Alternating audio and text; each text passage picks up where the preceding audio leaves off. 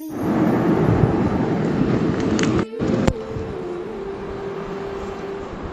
اللہ الرحمن الرحیم۔ عن ابی ہریرہ رضی اللہ عنہ یبلغ به النبی صلی اللہ علیہ وسلم قال ان فی الجنة شجرة يسير الراكب في ظلها 100 عام لا يقطعها واقرؤوا ان شئتم ظل ممدود۔ حضرت ابو ہریرہ رضی اللہ عنہ سے روایت ہے کہ رسول اللہ صلی اللہ علیہ وسلم نے ارشاد فرمایا، جنت میں ایک درخت ایسا ہے کہ سوار اس کے سائے میں 100 سال چل کر بھی اس کو پار نہ کر سکے، اور تم چاہو تو یہ آیت پڑھو، وظل ممدود۔ یہ سورہ واقعہ کی آیت ہے کہ جنتی کے لیے لمبے لمبے سائے ہوں، جنتی لمبے سایوں میں ہوں۔ تو یہ لمبا بولے تو کتنا لمبا؟ رسول اللہ صلی اللہ علیہ وسلم نے اس کی تشریح فرمائی کہ ایک سوار آدمی سواری پر سوار ہو کر کے اس درخت کے نیچے سے چلا جائے تو کتنے سال؟ 100 سال، 100 عام، 100 سال چل کر بھی اس کو پار نہ کر سکے، اتنا بڑا سایہ۔ ایک درخت کا یہ حال ہے۔ تو وہاں کے باغات کا، وہاں کے محلوں کا کوئی اندازہ کر سکتا ہے؟ اللہ ہم سب کو یقین نصیب فرمائے۔ تو جنت کی نعمتوں کا تذکرہ ہو رہا ہے۔ رسول اللہ صلی اللہ علیہ وسلم نے وقتاً فوقتاً مسلمانوں کو جنت کا، جہنم کا تذکرہ کر کے ان کا ذہن بنایا کہ اصل حقیقت وہی ہے۔ دنیا تو ایک خواب کے جیسا ہے، خواب کے جیسا ہے۔ یہ دنیا ہے اس لیے تاکہ اپنی جنت بنائے۔ اب اگر کوئی رسول اللہ کی بات پر یقین کر کے اس جنت کے لیے کوشش کرے گا، اس کو جنت ملے گی۔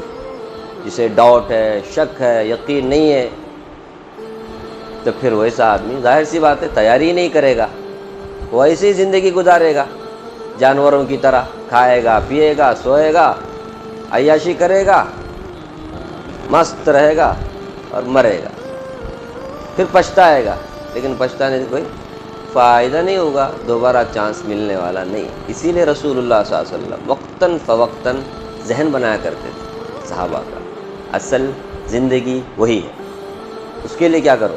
تیاری کرو۔ اور وہاں کے درخت کے بارے میں فرمایا کہ درخت اتنا لمبا ہے تو سوچو نا وہ جنت کتنی بڑی ہوگی، کتنی بڑی ہوگی۔ حضرت ابراہیم علیہ السلام نے بتایا نا، یہ ایک سبحان اللہ پڑھنے پر جنت میں ایک درخت لگ جاتا ہے، بولتے وہ خالی پلاٹ ہے، پلاٹ، سمجھ رہے؟ وہاں جو کچھ بھی بنے گا تمہارے اعمال سے بنے گا، جیسے جیسے اعمال یہاں سے تم کیا کرو گے وہاں پر سینڈ کرو گے، بھیجو گے، ایسا ایسا۔ جیسے کوئی باہر گاہ میں جا کر کے دبئی، مسقط، قطر، یا عبدالستار بھائی لندن، امریکہ جا کر کے بھیجتے رہتا ہے، ادھر بھائی کو بھیجتا ہے یا باپ کو بھیجتا ہے، کیا بھیجتا ہے؟ ایک پلاٹ لو کر اس میں وہاں یہ بناؤ، اس میں وہ بناؤ، یہ کرو وہ کرو۔ جاتا کہیں کے لیے؟ وہاں پیسے کمانے کے لیے، اور کوئی مقصد نہیں۔ تو اللہ تعالیٰ نے بھی ہم کو جنت سے یہاں بھیجا ہے نا۔ حضرت آدم علیہ السلام وہیں سے آئے تھے، ہم ان کی اولاد ہیں، اور صاف کہا اللہ تعالیٰ نے اب میں بھیج رہا ہوں، تم میں سے جو کوئی میری ہدایت پر عمل کرے گا اس کو تو کوئی ٹینشن نہیں، اور جو کوئی میری نافرمانی کرے گا اس کو تو جہنم میں جانا پڑے گا۔ تو مقصد دنیا میں آنے کا مسلمانوں کے دماغ میں ہونا چاہیے کہ ہمیں جنت بنانا ہے۔ دنیا تو ضرورت کی چیز ہے، اس پہ دھیان زیادہ دینا نہیں۔ مقصد، آدمی کے سامنے مقصد ہوتا ہے تو وہ آدمی جو مشغولیات ہوتی ہے اس کے اوپر توجہ نہیں دیتا۔ کیا بولتے ہیں آپ؟ ایک آدمی جا رہا ہے، کہاں جا رہا ہے؟ بنگلور جا رہا ہے۔ مقصد کیا ہے اس کو؟ بنگلور جانا۔ تو درمیان میں جتنے اسٹیشن آتے ہیں، جتنے بھی، اس کا دھیان وہاں نہیں ہوتا۔ وہ تو آتے ہیں جاتے ہیں، لیکن اس کا دھیان کیا ہے؟ کب میں بنگلور پہنچو، اپنا مقصد حاصل کروں، منزل اس کی وہ ہے۔ تو ہمارا بھی مقصد، ہماری منزل جنت ہے۔ اللہ ہم سب کو جنت نصیب فرمائے، اس کے لیے کوشش کرنے کی توفیق دے۔ عن جابر رضی اللہ عنہ قال سمعت النبی صلی اللہ علیہ وسلم یقول ان اہل الجنت یأکلون فیہا ویشربون ولا یتفلون ولا یبولون ولا یتغوطون ولا ینتخطون قالوا فما بال الطعام قال جشاء ورشح کرشح المسک یلہمون التسبیح والتحمید کما یلہمون النفس، معاف کرنا، غور سے سنیے۔ حضرت جابر رضی اللہ عنہ سے روایت ہے کہ میں نے رسول اللہ صلی اللہ علیہ وسلم کے ارشاد فرماتے ہوئے سنا کہ جنتی جنت میں کھائیں گے پیئیں گے بھی پیئیں گے، لیکن نہ تو تھوک آئے گا نہ پیشاب پاخانہ ہوگا، نہ ناک کی صفائی کی ضرورت ہوگی۔ دنیا میں کھائے نا تو اس کے ہاضمے کے لیے تھوک کا ہونا ضروری ہے۔ کیسے بولنے کو؟ سلائیوا بولتے ہیں نا اس کو، جو ایک نکلتا ہے، جیسے ہم کھانا ایسا کھائے وہاں سے کیا نکلا؟ قدرت، اللہ اکبر، وہ ہمارے کھانے میں ملتا ہے، وہ جاتا ہے اسٹومچ میں، اور وہاں کیا ہوتا ہے؟ وہ ہاضمے کا کام کرتا ہے، ڈائجسٹ ہوتا ہے۔ اس ایک صاحب بول رہے تھے ان کی عادت کیا ہے، کیا عباس بھائی، چھوٹے سے چیز، جوانی سے چیز، کھانا کھاتے ہی پانی پینے گا، وہ بھی کیسا پانی؟ کھانا میں یہ اس لیے بتا رہا ہوں تاکہ آپ بھی اپنا صحت کو، اپنے جسم کو مینٹین کرو، چپ کا چپ جیسا جیسا ہم کو مرضی آیا کھائے پیے، ایسا نہیں۔ یہ اللہ تعالیٰ کی دی ہوئی مشین ہے۔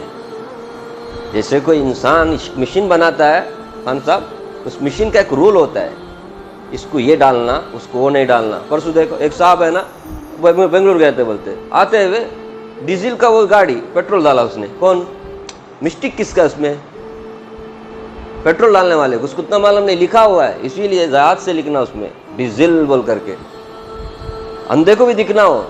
وہ ان پڑھ تھا شاید، اب کیا ہے پگار کم دینے کے لیے ان پڑھوں کو بھی شامل کرتے، خاص کر کے پیٹرول پمپ پہ ڈال دیا، ڈیزل ڈالنے کے بعد پیٹرول ڈال دیا۔ حالانکہ ڈیزل سے بھی زیادہ ریٹ کس کو؟ پیٹرول کو نہیں، لیکن مشین کس کے لیے بنی ہے؟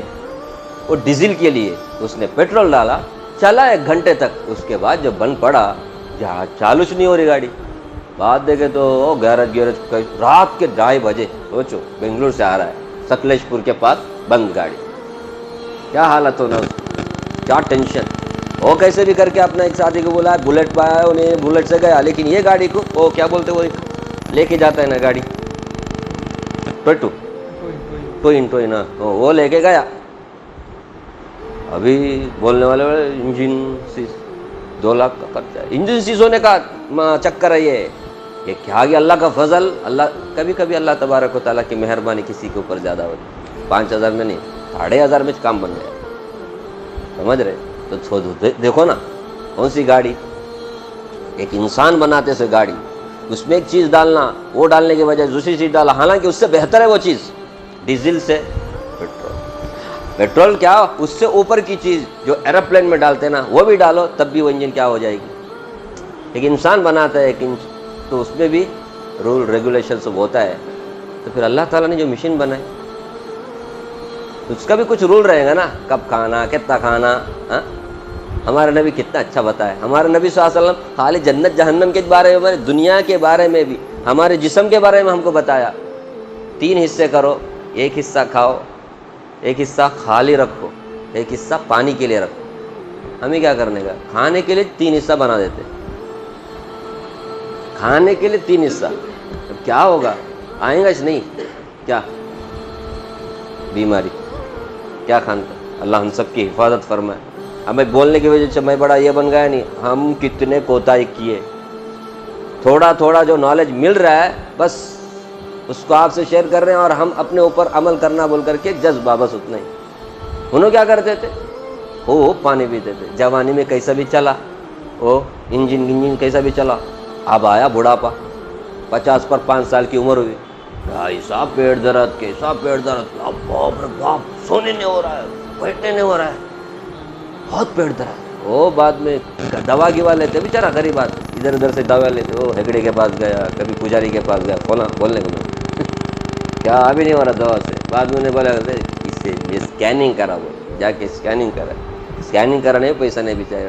फिर भी कोई बोला है वहाँ जाओ, कहाँ है, वेलनॉक में ज़रा आधे में होते हैं, बीपीएल वालों को तो फुल, एपीएल वालों को आधे में हो जाते हैं। गया कराया, देखे तो पैसा। ये जो खाना जाता है वो सलाइवा वहाँ पहुँचता नहीं, सलाइवा वहाँ पहुँचता नहीं। फिर डाइजेस्ट कैसा होने का? एक है खाना हजम होना और एक खाना सड़ना, दोनों में फ़र्क है। बाद लोग खाना सड़ जाता है, पेट खराब होता है, उसमें पेट दर्द भी। और ये अगर ख़राब हुआ सारा जिस्म का निज़ाम क्या हो जाता है। वो क्या करता था? ऐसा करता था, पानी अब ये कि पाटा पानी अच्छा जिस्म को उबल करके पीने का। कब पीना वो नहीं, खाने के बाद पिया। अब उसकी वजह से सलाइवा जो पैदा होता है ना, वो क्या हो रहा है? पानी में मिलकर घुल करके क्या हो रहा है? ख़त्म हो रहा है। समझ रहे? तो पेट दर्द के बाद अभी मालूम हुआ वो सलाइवा नहीं पहुँच रहा। उसकी वजह क्या? खाने के फ़ौरन बाद पानी नहीं पीना चाहिए, वो भी खास करके इतना ज़्यादा। खाने के बीच में कभी अटक गया गुटक गया तो थोड़ा थोड़ा पी सकते, कोई हरज नहीं, ज़्यादा नहीं पीना चाहिए। उसमें क्या होता है? डाइजेस्ट का जो ऊपर नीचे हो जाता है। इसीलिए आज अतिब्बा हुक्मा सब मशवरा देते हैं, खाने से एक घंटा पहले खूब पानी पी लो ताकि एकदम रेडी हो जाए हमारा स्टोमच। फिर उसके बाद 1 घंटे के बाद खाओ, तो उसके साथ और कुछ जितना खाना है हमारे नबी ने फरमाया 1/3, क्या करो उससे ज़्यादा खाने के लिए मत जाओ, इतना खा लो, उसके बाद में छोड़ दो ताकि वो हज़म हो जाए। समझ रहे? तो 1 घंटे के बाद फिर होना तो 2 घंटे के बाद भी बोलते हैं, 1 घंटे 1.5 घंटे के बाद पानी पी सकते, कोई हर्ज नहीं। उसके बाद बीच में कितना भी पानी पी लो, लेकिन खाने के आसपास में पीने का जो पानी का जो निज़ाम है, सिस्टम है, उसको थोड़ा चेंज करो। फिर देखो इंशाअल्लाह बताने वाले बताते हैं। तो मैं ये थूक पर बात किया। अब देखो वहाँ थूक नहीं, अब थूक नहीं तो डाइजेस्ट कैसे होने का, हजम कैसे होने का? सुनिए, तो ना तो थूक आएगा ना पेशाब पाखाना होगा। अच्छा, उसमें भी कुछ ख़राब चीज़ होते हैं ना, उसको लिवर क्या करता है? वापस भेजता है। वो वापस भेजने के बाद कहाँ जाता है? वो पाखाना पे। क्या अल्लाह का निज़ाम देखिए ना, ज़बरदस्त निज़ाम।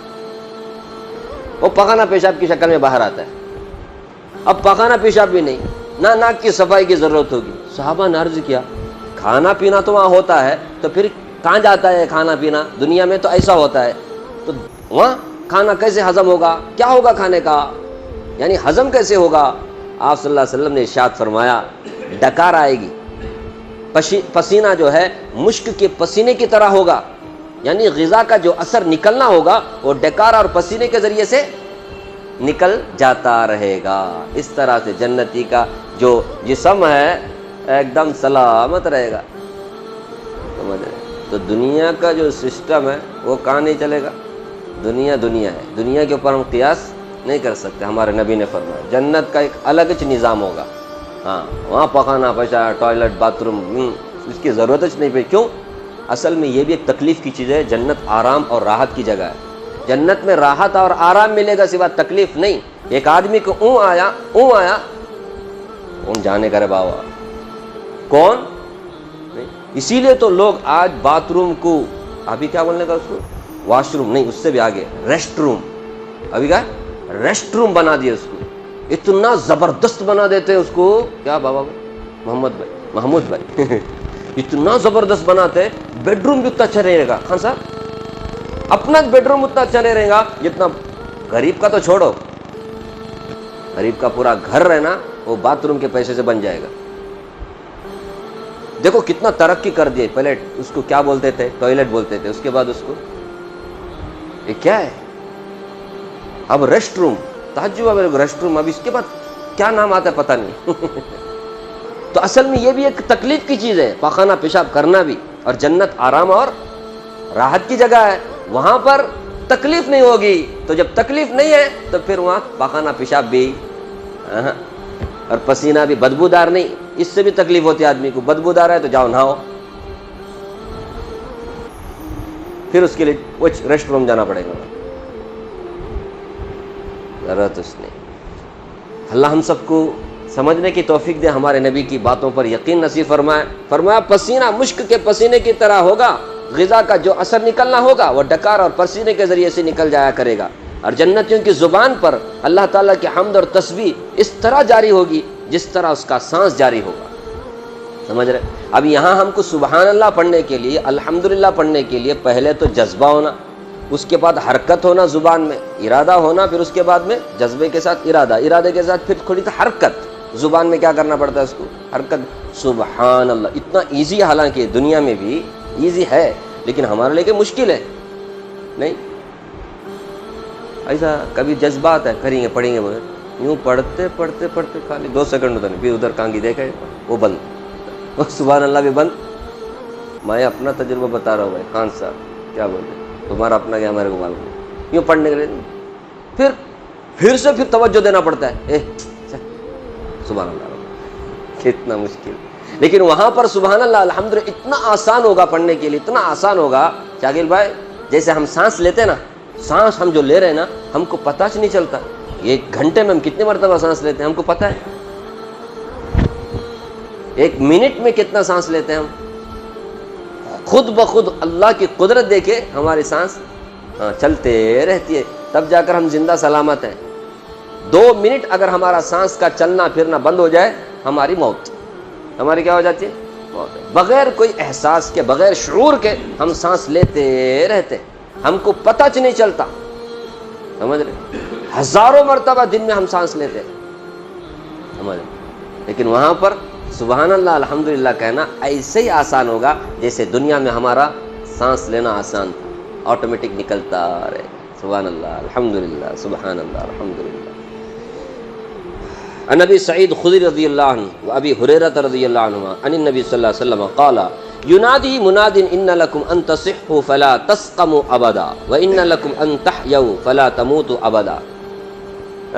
پرسوں آپ بھی بھیجے نا وہ ایک ویڈیو، بیچاری ایک غیر مسلم عورت اپنے اس پنڈت سے پوچھ رہی ہے ہمیں کیا پڑھنا، بول کے ہمیں رادھا رادھے پڑھنا، راما راما پڑھنا، کرشنا کرشنا پڑھنا، بجرنگ بلی پڑھنا، کیا پڑھنا؟ کیونکہ میں رادھے رادھے پڑھیں گے تو رام جی کا بھی ناراض ہوئیں گے، رام رام پڑھے تو رادھا جی ناراض ہوں گے، کیا کرنا؟ دیکھو بیچارے کتنے کنفیوژن ہے، کتنے کنفیوژن ہے بیچارے. انہیں کیا بھی ڈھکوسلا جواب دیا، دھوکہ باز. سمجھ رہے؟ اللہ کا کتنا کرم ہے، اللہ تعالیٰ نے ایک اللہ کی عبادت، ایک اللہ کی پہچان ہم کو اللہ نصیب کیا، جس کی وجہ سے ہم لوگوں کے لیے یہ توحید، یہ وحدانیت کتنی بڑی نعمت ہے. نہیں وردان بولتے ہیں اس کو، وردان کتنی بڑی، کہ ہم تو اللہ کو آرام سے یاد کر سکتے ہیں نا. شرک سے تو اللہ نے ہم کو بچایا ہوا ہے نا. وہ لوگ بیچارے پریشان، کس کو یاد کرنا. یہ جو سبحان اللہ الحمدللہ پر میرے کو یہ بات یاد آ گئی اچانک کہ ہم اللہ کو یاد کر رہا تھا. اللہ کے نبی صلی اللہ علیہ وسلم نے کتنا اچھا طریقہ بتایا. سبحان اللہ پڑھو، الحمدللہ پڑھو، اللہ اکبر پڑھو، لا الہ الا اللہ پڑھو. اس میں ایک اللہ کی عظمت، ایک اللہ کی تسبیح، ایک اللہ کی کبریائی، ایک اللہ کی تعریف، ایک اللہ کی وحدانیت کو ہی بیان کیا جا رہا ہے. یہ تو تسبیحات ہے، نماز کے بعد بھی ہم پڑھتے ہیں.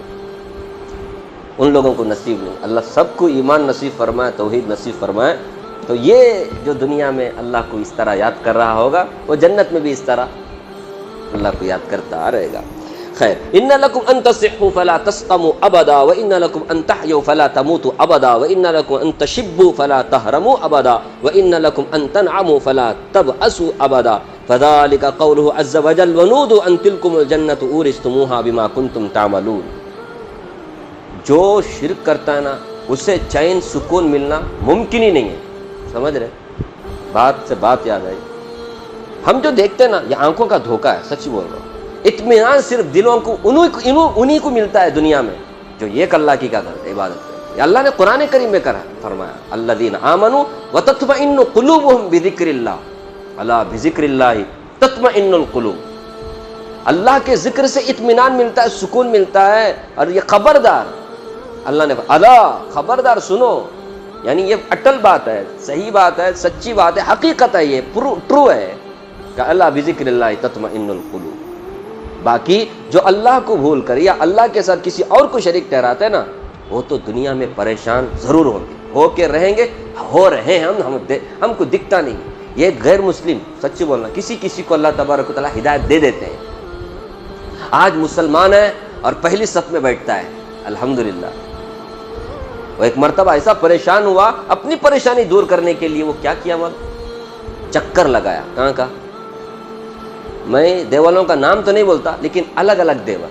کسی جگہ کسی ایک بت کی پوجا ہوتی ہے، کسی جگہ کسی ایک بت کی پوجا ہوتی ہے. فلاں جگہ گیا، فلاں جگہ گیا، فلاں جگہ گیا. اور سب سے بڑا ٹیمپل کون سا ہے؟ وہ آندھرا میں تروپتی میں، بہت زیادہ وہاں کا لڈو گڈو کیا وقت بیچ میں ذرا یہ ہوا تھا نا، وہاں بھی گیا. چانے کیا، پوچھ کیا، کیا کیا. اصل میں اس کی ہدایت کا ٹائم آ گیا تھا، اس کا ٹائم ہدایت کا آ گیا تھا. اس کے بعد جب اس نے اسلام قبول کیا، ساری پریشانی دور. یہ ہر ایک کو نصیب نہیں ہوتا، سمجھ رہے؟ ایک مثال میں دیا کہ شرک کرنے والے کو کبھی سکون نہیں مل سکتا، تو زندگی بھر پریشانی سے رہے. کسی کسی کی مراد پوری ہو جاتی ہے بول کر کے کیا بولتے ہیں، اصل میں اس کی ہدایت کا ٹائم نہیں ہے. سمجھ رہے؟ اس کی مرادیں کانچ پوری ہو رہی ہے، درگاہ جاتے ہوئے پوری ہو رہی ہے، مندر جاتے ہوئے پوری ہو رہی ہے، مسجد آتے ہوئے پوری نہیں ہو رہی ہے. سمجھ رہے؟ وہاں کو اس کا عقیدہ کیا ہو جاتا ہے؟ بگڑ جاتا ہے. سمجھنا اللہ تبارک و تعالیٰ اس کو پسند نہیں کرتا.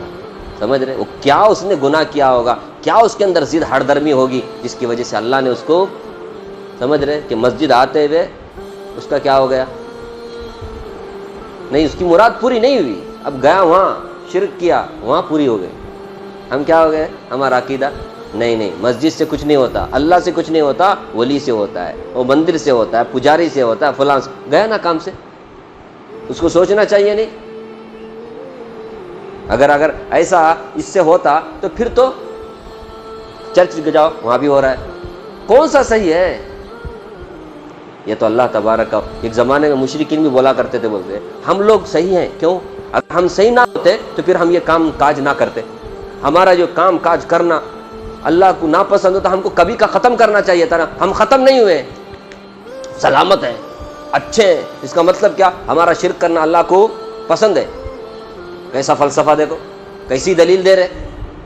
ارے میرے بھائی، یہ دنیا آزمائش کی جگہ ہے. یہاں اللہ زبردستی کسی کو ہدایت پہ نہیں لاتا. نہیں سمجھ رہے؟ زبردستی. اگر اللہ نے قرآن کریم وَلَوْ شِئْنَا لَآتَيْنَا كُلَّ نَفْسٍ هُدَاهَا، اگر ہم چاہتے تو آج سورج مجبور ہے، آج چاند مجبور ہے، آج سارا دنیا کا سسٹم مجبور ہے اللہ کے حکم کے آگے. تو کیا انسان اتنا چھوٹا، اس کو کیا مجبور کرنے کو اللہ نہیں ہوتا تھا؟ اللہ کو نہیں ہوتا تھا. اللہ نے فرمایا اگر ہم چاہتے ہر انسان کو کیا کرتے؟ مجبور کر دے. کس کے اوپر؟ عبادت پر. چاہتے تو سب کے سب ہدایت پا دے، سیدھا سب جنت میں جاتے. نہیں، لیکن ایسا نہیں ہوگا. دنیا آزمائش کی جگہ ہے، یا امتحان ہوگا. یہاں اللہ تعالیٰ تھوڑا اختیار دے کر اس کو کیا کرتے؟ چھوڑ دیتے. اپنے اختیار سے کوئی آدمی کیا کرے؟ فَمَنْ شَاءَ فَلْيُؤْمِنْ وَمَنْ شَاءَ فَلْيَكْفُرْ. جو چاہے ایمان قبول کرے، جو چاہے کفر کرے. اس کے سامنے نبیوں کی بات، آسمانی کتابوں کی بات سامنے رکھی گئی. اب یہ آزمائش ہے اس کی، کس کو پاتا ہے، کس کو لیتا ہے، سمجھ رہے، کس کو چھوڑتا ہے. اب جس کے دل میں دنیا کی محبت ہوگی وہ تو دنیا کا فائدہ دیکھ کر کیا کرے گا؟ چوائس کرے گا. کس میں دنیا کا زیادہ فائدہ ہے؟ نبی کی بات ماننے میں کہ نبی کی بات چھوڑنے میں؟ نبی کی بات چھوڑنے میں زیادہ فائدہ ہے. کس کا؟ دنیا کا بول کر کے. دنیا کو مقصد بنانے کا یہی نتیجہ ہوتا ہے کہ آدمی کی دنیا کی خواہش پوری ہوتے ہی کیا ہو گیا؟ اس کی نیت چین وہ اللہ کے دربار کو چھوڑ کر کے چلا گیا. اسی لیے میں نے شروع میں کہا مقصد کیا ہونا زندگی کا؟ جنت، آخرت سنوارنا. اس کے ٹائم میں اس کے بعد دنیا میں حالات آئے تو بھی اس کو کوئی پرواہ نہیں، کیونکہ اس کا ٹارگٹ کیا ہے. اور اس کا ٹارگٹ اگر جنت ہے تو پھر تو وہ ٹینشن میں بھی خوشی چ رہے گا. کیوں؟ میری جنت تو درست ہو رہی ہے، میری جنت تو خراب نہیں، میری آخرت تو خراب نہیں ہوئی، زیادہ سے زیادہ میری دنیا خراب ہو رہی ہے. یہ دنیا جو اللہ تبارک و تعالیٰ میرے مقدر میں لکھا ہے وہی تو ہوگا. جو اللہ مشکل لایا وہ آسانی بھی تو لا سکتا ہے. اچھا نہیں سے لایا تو دنیا 4 دن کی ہے، میں خود بھی 4 دن کا ہوں، میں مروں گا، دنیا ختم ہو جائے گی. لیکن وہ تو نہیں نا. صحابہ ایسے ہی نظریے کے ساتھ زندگی گزارتے تھے، اس کے لیے ان کے لیے مشکلات سب آسان تھی، مصیبتیں آسان تھی، تکلیفیں آسان تھی. آج ہم لوگوں کے لیے سب کچھ مشکل کیوں ہو گیا؟ کیونکہ ہمارا ٹارگٹ جنت نہیں ہے، آخرت نہیں ہے. کیا بن گیا ہے؟ دنیا سنوارنا بن گیا ہے. اس لیے ہم لوگوں کی دنیا کی خواہش پوری ہوتے ہی ہماری نیتیں کیا ہو جاتی ہے؟ الٹا پلٹا ہو جاتی ہے. میں کچھ سمجھا سک رہا ہوں کیا خان؟ کچھ سمجھ میں آ رہی ہے بات؟ نہیں آئے تو کیا کرنے کا، آئے تو بھی الحمدللہ، نہیں آئے تو بھی الحمدللہ۔ حضرت ابو سعید خدری رضی اللہ عنہ اور حضرت ابو ہریرہ رضی اللہ عنہ دونوں فرماتے ہیں کہ رسول اللہ صلی اللہ علیہ وسلم نے ارشاد فرمایا، ایک پکارنے والا جنتیوں کو پکارے گا کہ تمہارے لیے صحت ہے، کبھی بیمار نہ ہو۔ سب سے پہلی بات کیا؟ ایک دم صحت مند رہو، کبھی بیمار نہیں رہو گے۔ تمہارے لیے زندگی ہے، کبھی موت نہیں آئے گی، ہمیشہ زندہ، موت نہیں۔ دنیا کے جیسا نہیں، یہاں تو بیماری بھی ہے، صحت بھی ہے، یہاں کتنے کے لوگ مرتے بھی ہیں اور سب کو مرنا بھی ہے، سمجھ رہے؟ دنیا میں سب کو موت ہے، دنیا کچھ موت ہے کہتے ہیں، دنیا جسے ہم کہتے ہیں سورج چاند فلاں فلاں سب کو ختم ہونا ہے، لیکن وہاں نہیں، فرما زندگی ہے، کبھی موت نہیں ہے۔ تمہارے لیے جوانی ہے، کبھی بڑھاپا نہیں۔ دنیا میں کوئی بھی جوانچ نہیں رہتا، سدا صحت مند، سدا جوان کوئی بھی نہیں رہتا، ختم ہونا ہی ہے اس کی جوانی کو، جوانی گئی تو پھر آتی بھی نہیں۔ صحت کا معاملہ ایسا الٹا پلٹا ہوتے رہتا ہے، لیکن جنت میں ایسا نہیں، ہمیشہ جوان رہے گا آدمی، بڑھاپا نہیں آئے گا، بال پکیں گا نہیں محمود بھائی، کالچ رہے گا آدمی کا، یہ چہرے کا جو ہے نا چمڑا ومڑا جو ہے نا، جیسے جیسے عمر بڑھتی ہے ویسے ویسے سکڑتے جاتا ہے، دیکھتے ہی معلوم ہو جاتے ہیں کتنے سال کا بول کے۔ نہیں، انہیں کتنا کریم لگانے دو، کون سا بھی آرٹیفیشل لگانے دو، نہیں تو آیورویدک کا لگانے دو، نہیں تو نیچرل، کیا بھی کچھ بھی کرنے دو، بہرحال ایک وقت آتا ہے کہ اس کے چہرے میں جھریاں آ جاتی ہیں، آ جاتی ہیں۔ فیوچر ہے ہمارا وہ، اس کے بارے میں کوئی یہ نہیں کرنے کا، ہم سب کا فیوچر بڑھاپا ہی ہے، لیکن جنت میں کبھی بڑھاپا نہیں آئے گا، اور تمہارے لیے خوشحالی ہے، کبھی کوئی پریشانی نہیں ہوگی۔ یہ بھی ہے جنت کی 4 نعمت ہے۔ خوشحالی کا مطلب ہمیشہ آدمی دولت مند رہے گا، اس کے پاس جو بھی خوشحالی کے اسباب ہیں، نعمتیں ہیں، وہ ہمیشہ رہیں گی۔ اب اس کو جو محل دیا گیا وہ ہمیشہ محل، بیٹی کی شادی بول کر کے اسے بیچ دیا، اب وہ محل نہیں بیچارے کا، وہاں ویسا نہیں ہوگا، سمجھ رہے؟ ایسا کچھ بھی نہیں ہوگا، ایک دم ہمیشہ خوشحال رہے گا، کبھی کوئی لاس، نقصان، ٹینشن، کبھی کوئی پریشانی نہیں آئے گی۔ یہ 4 نعمتیں دیکھو دنیا میں، حالانکہ یہ 4 نہیں ہے۔ صحت ہے، وہاں صحت ہے، کبھی بیماری نہیں، دنیا میں ایسا نہیں ہوتا۔ وہاں زندگی ہے، کبھی موت نہیں، یہاں ایسا نہیں۔ کبھی وہاں جوانی ہے تو ہمیشہ جوان، بڑھاپا نہیں آئے گا، دنیا میں ایسا نہیں ہوگا۔ وہاں ہمیشہ خوشحال رہے، پریشانی نہیں، دنیا میں ایسا نہیں ہوگا۔ لیکن چاہتا ہے نا دنیا میں، تو اللہ کے نبی صلی اللہ علیہ وسلم نے فرمایا جو تمہاری چاہت ہے نا یہ ضرور پوری ہوگی، یہاں نہیں، کہاں؟ جنت میں آدمی چاہتا ہے نا میرا سیٹ ہو جائے بول کر کے، انتظار میں، میرا سیٹ ہو جائے، فلاں سیٹ ہو جائے، کاروبار سیٹ ہو جائے، نوکری سیٹ ہو جائے، گھر سیٹ ہو جائے، یہ سیٹ ہو جائے، وہ سیٹ ہو جائے۔ یہ سیٹ ہونے کی جگہ ہے نا، کہاں ہے؟ سچی بولو کہاں ہے؟ جنت میں۔ دنیا میں کوئی چیز سیٹ کے چکر میں آدمی، سیٹ کے چکر میں ایسے پوری زندگی گزار دیتا ہے، بعد میں ایک آواز آتی ہے، کہاں سے معلوم؟ قبر کے اندر سے، ہاں سیٹ ہو گیا، قبلے کی طرف اس کا منہ لٹا دیے، اب سیٹ ہو گیا، اب ڈالو اس کے اوپر سل اور اس کے اوپر ڈالو مٹی، کیا خان تھا؟